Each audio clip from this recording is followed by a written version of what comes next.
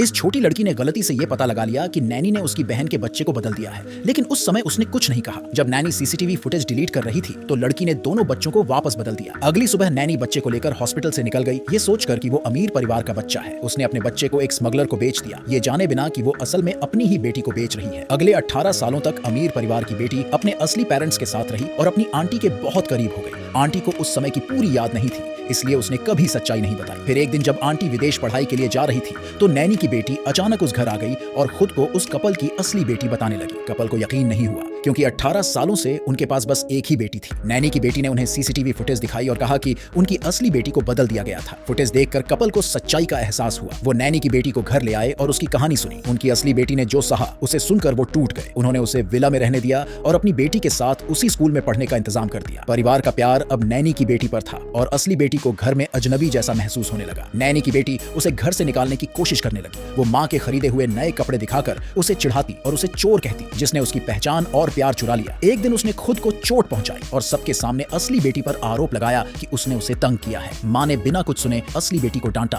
और पिता ने गुस्से में थप्पड़ तक मार दिया। हालात इतने बिगड़ गए कि स्कूल टीचर भी घर आई और कहा कि असली बेटी ने क्लास के पैसे चुराए हैं। लड़की ने मना किया, लेकिन उसके बैग में पैसे मिले। ये सारा ड्रामा नैनी की बेटी का रचा हुआ था। टीचर ने पुलिस में शिकायत की धमकी दी तो नैनी की बेटी ने दयालु बनने का नाटक करते हुए लड़की को माफ करने को कहा। टीचर ने सीसीटीवी फुटेज दिखाया जिसमें असली बेटी को पैसे रखते हुए दिखाया गया। इससे लड़की पूरी तरह हैरान हो गई क्योंकि उसने खुद देखा था कि नैनी की बेटी ने पैसे उसके बैग में रखे थे, पर सबने उसे झूठा मान लिया। पेरेंट्स ने गुस्से में उसे घर से निकाल दिया। तभी उसकी आंटी विदेश से लौट आई। जब उसे सच्चाई पता चली कि पेरेंट्स ने सिर्फ सीसीटीवी फुटेज पर भरोसा करके अपनी असली बेटी को घर से निकाल दिया है तो उसने तुरंत बताया कि 18 साल पहले उसने ही बच्चों को वापस बदल दिया था। मतलब जिसे घर से निकाला गया वही उनकी असली बेटी थी।